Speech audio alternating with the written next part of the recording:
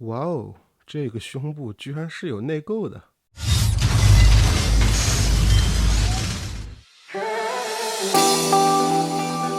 把玩的是快乐，分享的是心情。大家好，欢迎收看涛哥测评。本次和你们介绍的是出自于 Hot Toys 公司的《复仇者联盟4小辣椒救援战甲》。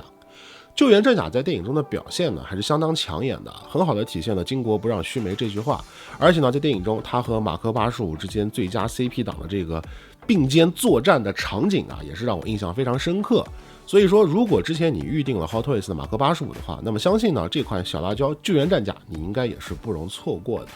并且呢，在这款产品拿到手之后呢，我把玩了一番，感觉到其实相比当初的官图啊，本品呢还是有一些进步的。当然了，客观事实上来说，这款产品呢其实也存在着一些不容忽视的缺陷。那么它的表现到底如何呢？我知道这期视频你们等了很久了，所以说废话不多说，让我们的测评马上开始吧。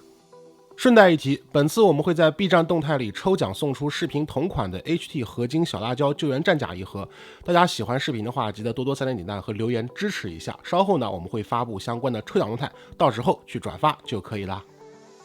作为合金压铸系列第32款产品，这款小辣椒救援战甲身上的合金含量呢，其实并不是特别多。把玩一番后呢，感觉可能也就大腿内侧的这块装甲，包括身体内部的关节部分采用到了合金含量。所以整体啊，这个500多克的重量呢，并不是特别重。如果你跟其他的合金压铸系列钢铁侠对比一下的话，就能发现，那么这款产品呢，在第一时间拿上手的时候呢，也会感觉到稍微有点轻飘飘的。不过这其实也很正常，毕竟呢，它是一款女性所穿着的战甲，所以说体型方面呢，自然是要比托尼所穿的钢铁侠战甲要瘦弱一些的，对吧？不过其实这款小辣椒救援战甲在整体的体型方面呢，我个人觉得塑造的并不算特别的好。一个呢是因为它的头部比例有点偏大了，还有一个呢就是上下半身的这个比例并不太协调，总显得这个双腿有点短。还有腰腹部这里的曲线呢，我个人觉得也并不是很好看。反正如果论这个外观造型的话，其实我觉得之前御魔道推出的这款拼装版的小辣椒救援战甲，在身形比例上会更加符合我个人的审美，而 Hot Toys 的这个呢，就相对来说会有那么一点遗憾了。不过有一说一啊，这款小辣椒救援战甲在涂装方面的表现还是可圈可点的。首先在 Hot Toys 钢铁侠系列中，本品非常罕见的没有使用到任何一点战损掉漆的旧化涂装手法，而是直接采用了最简单的金属色喷涂。这其实对于整体漆面的品控要求就会非常高，毕竟没有了战损旧化效果的加持之后呢，漆面出现任何一点瑕疵都是很容易被感知到的。不过这款产品呢，就我目前手上这款为例啊，我觉得在漆面部分的涂装整体的表现呢还是挺不错的，没有什么太明显的瑕疵。只不过呢，在局部装甲的这个渗线效果上，我觉得做的还是略微有一些潦草啊。如果这个部分能做再精致一点的话，那么相信整体的完成度呢会更上一层楼。蓝色部分的装甲呢，其实如果仔细看的话，里面是会有一些金属颗粒效果的。而香槟金色部分外甲的喷涂呢，整体的金属质感表现也很到位。而且有一说一的就是这个颜色的发色啊，比起当初官图那种金不金银不银的效果，可真的是要好太多了。那么银色部分呢，就是这种金属质感比较强的金属色喷涂啊，没什么特别好说的。在小臂外甲处呢，有史塔克工业的 logo 文字印刷，同时呢，在背部扰流板这里呢有一个箭头，上面的字呢，如果仔细看的话呢，是 Warning Hot Exhaust， 就是告诉你这个地方是热出气口，一定要小心。有一说一，以这个文字尺寸大小来说啊，它的印刷还是非常清晰的啊。那么在背部呢，同时也可以看到有 Rescue 和0049的字样，表明了这款救援战甲的身份。而且说到这个0049，很有意思的就是之前一直猜测嘛，小辣椒救援战甲的编号是不是马克49？结果在这次 Hot Toys 的牛皮纸运输箱上面呢，就给我们解答这个疑问。没错，它的编号呢就是马克49。那么现在问题来了，马克47、49、50，我们都知道是什么，48到底是啥呢？这个有没有哪个大神能给我解释一下？有意思的是，这款小辣椒救援战甲的胸部装甲是可以拆除的，虽然里面机械内构的细节刻画呢，也就是 Hot Toys 钢铁侠正常的水准，没什么特别好说的。但是要知道，当初的官图可没有展示过这方面的细节啊，所以说在玩具实际拿到手后呢，我发现有这个玩法，确实还让我感到挺惊喜的。发光机构方面呢，首先头部天灵盖是磁铁吸附的结构，取下来之后呢，拨动开关就可以将头灯点亮了，而且可以注意到，除了双眼会被点亮之外呢，在头部的两侧也是会有这个 LED 灯亮起的。当初的官图上呢是没有的，这里新增加了啊，为了还原电影的设定，我觉得做的还是不错的。如果想要点亮身体部分的灯光的话，首先要掀开背后的扰流板，那可以看到展开之后呢，里面的内部机械细节刻画包括涂装还是挺不错的。而且呢，在这中间的2块像内构一样的结构呢，其实它也是可以翻起来的。那么在翻起来之后呢，底部又有非常精密的细节刻画。这个时候呢，就可以把身体中间这块盖板去除，就能看到里面隐藏的电池仓跟开关了。拨动开关之后呢，可以发现在身体的正面除了反应堆之外呢，还会有额外6处发光位点被一起点亮，并且呢，身体肩膀2侧中间这一块的发光位点呢，是当初的官图中所没有的，也是玩具呢在出货之后新追加的。那么这一点呢，也让人感觉到还是有点诚意的。拆除小臂部分的盖板呢，就可以看到这里的电池仓跟开关了。那么拨动一下之后呢，手掌中心的 LED 就会被点亮了。同时呢，大腿外侧的盖板拆下来之后呢，也可以看到里面的电池仓跟开关。拨动之后呢，可以看到在正面不仅是会亮起3处 LED 光效，同时呢，转到小腿肚上的话，也可以发现这里也会有一个灯被点亮。那么在全部灯光点亮之后呢，从暗光环境下去观察，其实还是挺帅的。但有一说一的是，这款小辣椒其实在后腰处，包括手臂上的一些细节灯位呢，依然没能得到完美的还原。包括脚灯这里也是延续了一贯的优良传统，没有，对吧？所以说整体的发光效果呢，我觉得其实也就这样吧。可动性方面呢，头部360度转动是没有问题的。同时抬头低头方面呢，因为脖子后面有一处联动关节在活动的时候呢，可以进行让位，所以这款小辣椒战甲的抬头幅度是非常之大的。肩胛部分呢是一个双重关节，里面是这种透明的塑料，然后呢各个方向活动都没有问题。对于手臂的平举可以看到它的干涉幅度也是没有的，平举可以超过90度。另外呢，手臂360度的这个转动也是没有任何问题的。同时肩膀内侧呢也内藏了拉伸关节，可以让这个手臂呢向身体的前方来进行一定程度的活动。二头肌部分呢可以转动，同时呢小臂部分这个护甲呢它是可以上提一段的，这样子呢就可以给手肘关节更充分的活动性了，这样可以超过90度。另外呢，在手掌方面呢可以看到它也是这种标准的超可动手掌，这个没什么特别好说的。小臂外侧的护甲呢可以向上活动，这样子呢对于手部分的可动性就不会有干涉了。摆出发炮 pose 的时候呢，这个地方的关节还是至关重要的。身体部分呢是有上下2段拉伸关节的，那么拉伸出来之后呢，可以看到它这个转腰向各个方向活动的幅度都是不错的，包括在身体上下2侧这2块装甲也是可以活动的，来减少对于关节可动性的干涉。只不过当你活动到最大角度的时候呢，可以注意到在胸腔这里会出现一些关节的缝隙，产生一些穿帮位。接着侧裙甲跟前裙甲都是具备可动关节的，可以抬起。同时呢，在大腿内部的关节也是具备下拉机构的，这样子呢，对于整体的可动性就不会产生什么干涉了。腿部向前向后，包括平举的可动呢，都是比较充分的。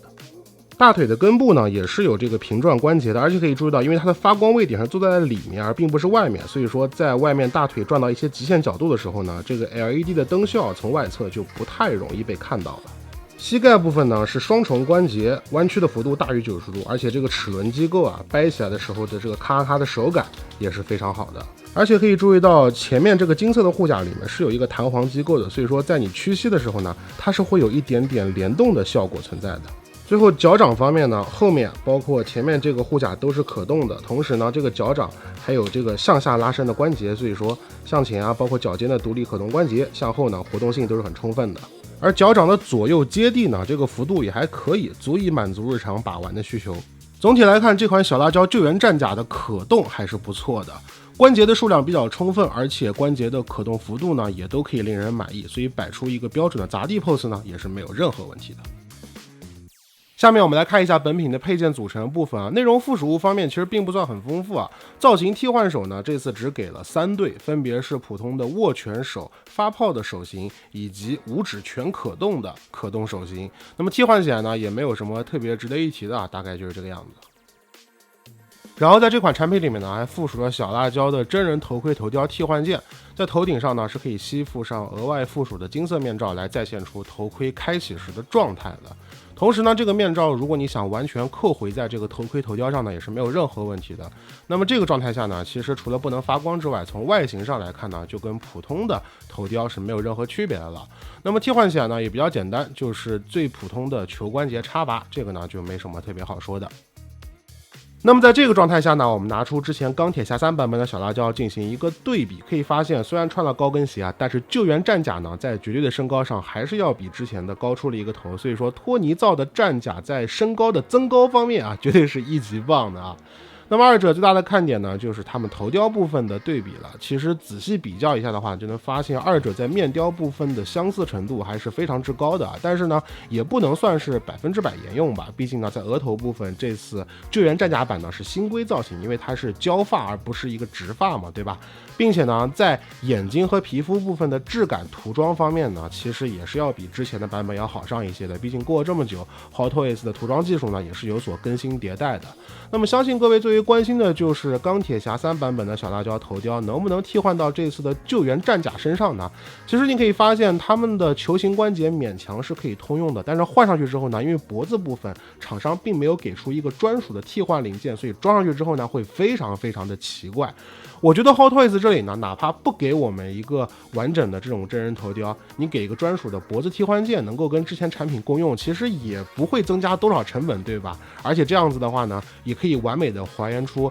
剧中打开头盔或者是头盔完全收纳起来，然后露出完整头雕的造型，是不是？可惜厂商并没有这么做啊，所以说我觉得还是有点小失望的吧。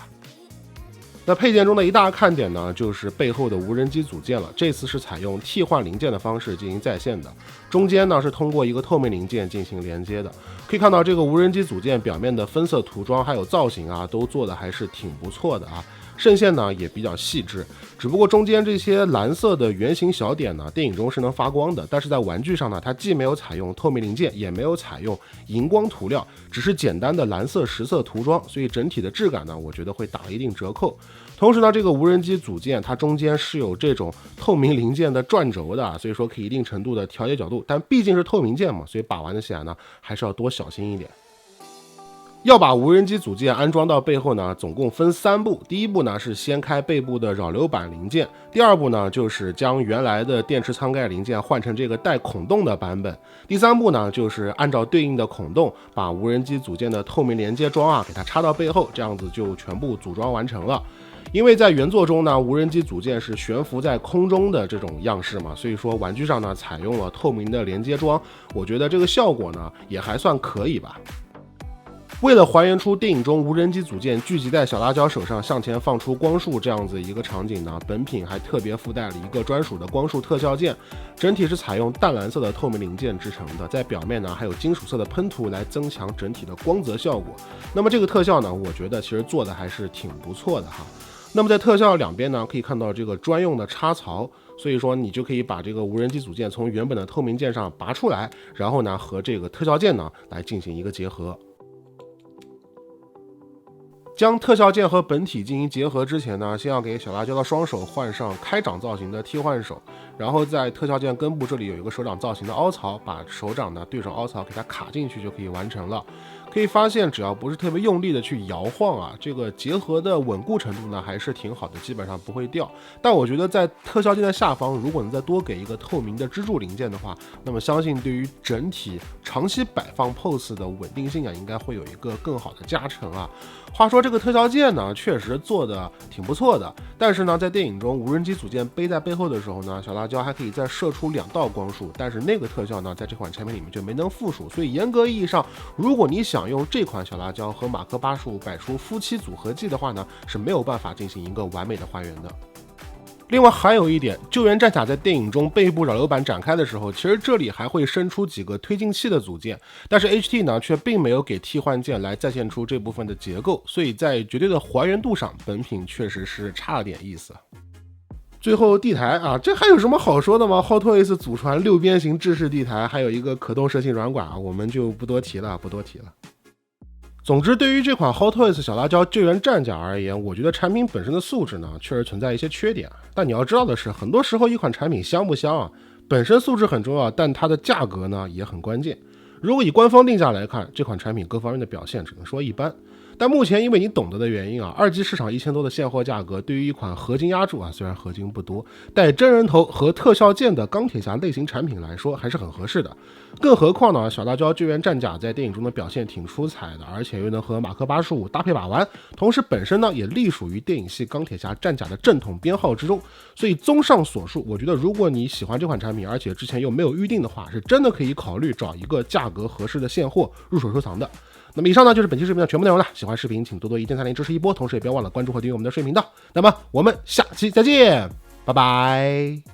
除了扫描二维码以外呢，我们还可以点击微信右上角的加号，选择添加朋友，在最下方一栏公众号里呢，输入涛哥测评就可以找到我的微信公众号了。另外别忘了置顶我的公众号，这样子呢，我每天推送的最新玩具资讯你就不会错过了。玩具资讯哪里找？尽在涛哥公众号，赶快关注起来吧。